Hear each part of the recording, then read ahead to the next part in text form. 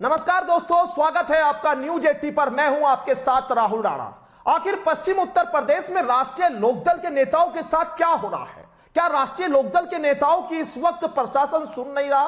राष्ट्रीय लोकदल के नेताओं को क्या प्रशासन में वो तवज्जो नहीं मिल रही है जो सरकार में रहते हुए मिलनी चाहिए थी?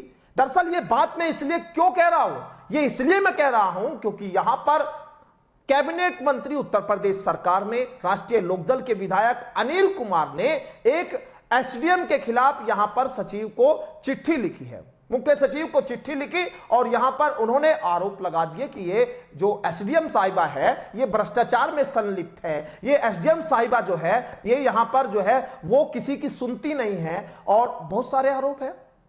तो इसलिए इनको जो है स्थानांतरण करा दीजिए, इनकी जरूरत ही नहीं है मुजफ्फरनगर में।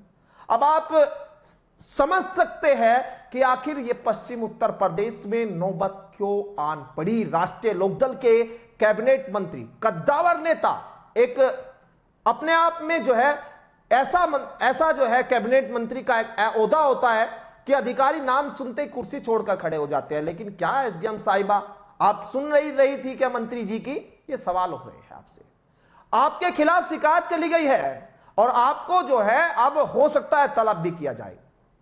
अब ये एसडीएम साहिबा कौन है? निकिता शर्मा इनका नाम है और इनके खिलाफ यहां कैबिनेट मंत्री अनिल कुमार जी ने सीधी अब खुली चुनौती दे दी है कि अब आप यहां नहीं रह सकते। मुख्य सचिव को पत्र लिख दिया गया है, अब इनके खिलाफ जो है कार्यवाही होना भी निश्चित है। लेकिन एक सवाल है, सवाल यही, आपको याद होगा विधानमंडल दल के नेता राजपाल बालियान, उन्होंने भी एक आरोप लगाया था एसडीएम साहिबा और फिर मामला चला गया था योगी साहब के दरबार में, महाराज जी के दरबार में। जब पूरा मामला चला गया था तो राजपाल बालियान जी को बुलाया गया था और कहा था आप इस तरह से मीडिया में आकर खुलकर बातचीत ना करें, आपको कोई बात करनी है तो आप आइए, अपनी शिकायत हमें बताइए, हम लोग कार्रवाई करेंगे। और कार्रवाई हुई भी थी। लेकिन फिर अनिल कुमार जी अब यहां पर एक पत्र लिखते हैं और वो पत्र सुर्खियों में बन जाता है। पत्र इसलिए सुर्खियों में कि यहां पर अनिल कुमार जी वर्सेस यहां एसडीएम होते हुए दिखाई दे रहे हैं। ये नौबत क्यों आने पड़ी? एक मौका और ये आपको याद दिलाता हूं। अनिल कुमार जी जो है यहां बागपत में जा रहे थे, बागपत में गन्ने की को लेकर उन्होंने एक बैठक की थी और उस बैठक में उन्होंने कहा था कि यहां पर गन्ने को लेकर जो मलकपुर मिल है उनका भुगतान आखिर क्यों नहीं हो रहा। उसको लेकर किसानों में बहुत उत्साह आया और कहा कि यह अच्छा कदम है मंत्री जी का कि बैठकर समीक्षा तो होनी चाहिए। लेकिन साहब वहां डीएम ही नहीं पहुंचे, वहां गन्ने के अधिकारी नहीं पहुंचे, अधीनस्थ अधिकारियों को भेज दिया जाइए कि सुनिए क्या कहना चाहते हैं मंत्री जी। अब खबर यह आई कि मंत्री जी वहां नाराज हो गए।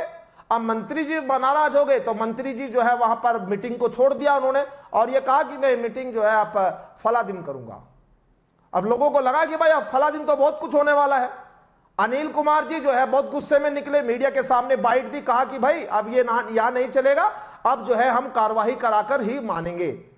तो सीधे तौर पर लेकिन हुआ ये उल्टा कि मंत्री जी वहां पहुंचे, मंत्री जी की लेकिन अगली जो बैठक थी वो वहां हुई नहीं। वो बैठक ही जो है वहां पर कैंसिल हो गई एक तरह से। यानी खबर ये आई कि मंत्री जी अब जो है जो फला दिन बैठक करने वाले थे वो बैठक नहीं हो रही है। अब अंदर की बात पता करने की कोशिश हमने की, जैसे हम हमेशा कोशिश करते हैं, बातचीत की, आप जैसे बुद्धिजीवियों से बातचीत की, नेताओं से बातचीत की कि मंत्री जी की बैठक क्यों नहीं हो रही भाई। तो सुनने में आया कि भाई मंत्री जी का विभाग ही नहीं था, वो जिस विभाग में वो जा रहे थे उस विभाग की वो बैठक क्यों कर रहे थे। वो यहां जो है साइंस एंड टेक्नोलॉजी के मिनिस्टर है वो अपने विभाग की बैठक करे। तो गन्ने पर जो है मामला ठंडा बिस्तरे में चला गया। आज भी वो जो गन्ने का भुगतान है वो वहां उल्टा लटका पड़ा है। उल्टा लटका पड़ा इसलिए कह रहा हूं क्योंकि वो जो है सीधा होता तो सादा मिल जाता किसानों को, लेकिन वो उल्टा लटका पड़ा है। खैर वापस अपनी खबर पर आते हैं लौटकर। मुजफ्फरनगर में एसडीएम साहब के साथ में जो अब होने जा रहा है वो तो भविष्य में पता लगेगा किस तरह से कार्रवाई होगी। लेकिन पिछले मामलों में जो है कहीं ना कहीं अनिल कुमार जी को इसमें थोड़ा सा जो है लोगों को ऐसा लगा कि शायद अनिल कुमार जी की सुनी नहीं जा रही है। खैर कैबिनेट मंत्री है, मैं तो ये नहीं कहूंगा, जितना पर्सनली मैं उनको जानता हूं, अपने काम को लेकर अपने क्षेत्र को में जो है उनकी अपनी एक पहचान है। खैर लेकिन अब वर्सेस यहां पर होना गलत है ये 27 की लड़ाई है। 27 की लड़ाई में बीजेपी और राष्ट्रीय लोकदल एक साथ चुनाव लड़ेंगे, ऐसा उनके नेता दावा करते हैं। तो भाई अभी मिल बैठकर क्यों बात नहीं हो रही? क्यों? आखिर क्या है ये लेटरबाजी और फिर मीडिया में सामने आना? ये सारी चीजें जो है पार्टी के अंदर की बैठकर जो स्थिति है वो क्यों नहीं स्पष्ट हो पा रही है? वो कहीं ना कहीं जो है एक तालमेल खराब क्या हो रहा है, ये सारी तमाम सवाल उठ रहे हैं। लेकिन अब एसडीएम साहब जो है वो अब संकट में आ गए हैं, क्योंकि अनिल कुमार जी अब उनको लेकर सख्त नजर आ रहे हैं। खैर, इसकी सियासी लड़ाई पर इसका कितना असर पड़ेगा आने वाले दिनों में? क्या बीजेपी के नेता जो है अंदर खाने राष्ट्रीय लोकदल के नेताओं को पसंद नहीं कर रहे हैं, या ऐसा कहीं इशारा तो नहीं कर दिया गया है कि भाई इनकी कम सुनिए, इनकी ज्यादा सुननी है? खैर, ये सारी गपशप है, एक तरह से अंदर खाने लोगों के बीच जो चलती है, एक तरह से चर्चाएं हैं। इनमें सच कितना है, इनमें दम कितना है, इन दावों में, वो एक अलग कहानी है। लेकिन अभी फिलहाल जो खबर है वो खबर अभी सियासी गलियारों में चर्चा का विषय जरूर बनी हुई है। एक बार आप अनिल कुमार जी का ये बयान भी सुनिए और आप थोड़ा सा कहानी को समझेंगे कि आखिर हो क्या रहा है। एक पत्र मैंने प्रमुख सचिव माननीय मुख्यमंत्री जी को लिखा था एसडीएम सदर के विरुद्ध, क्योंकि जो सदर तहसील है वो हमारी पूरी विधानसभा सदर तहसील में आती है और काफ़ी लंबे समय से क्षेत्र के लोगों की शिकायतें प्राप्त हो रही थी, उनके व्यवहार की, उनके ऑफिस में ना बैठने की, और काफ़ी ये भी शिकायतें प्राप्त हो रही थी कि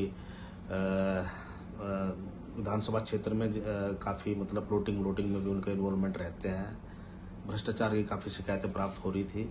आम जनता की, जो मैंने लिखा है वो आम जनता की भावनाएं हैं जो लिखी हैं, और उस बात को शासन को अवगत करा है।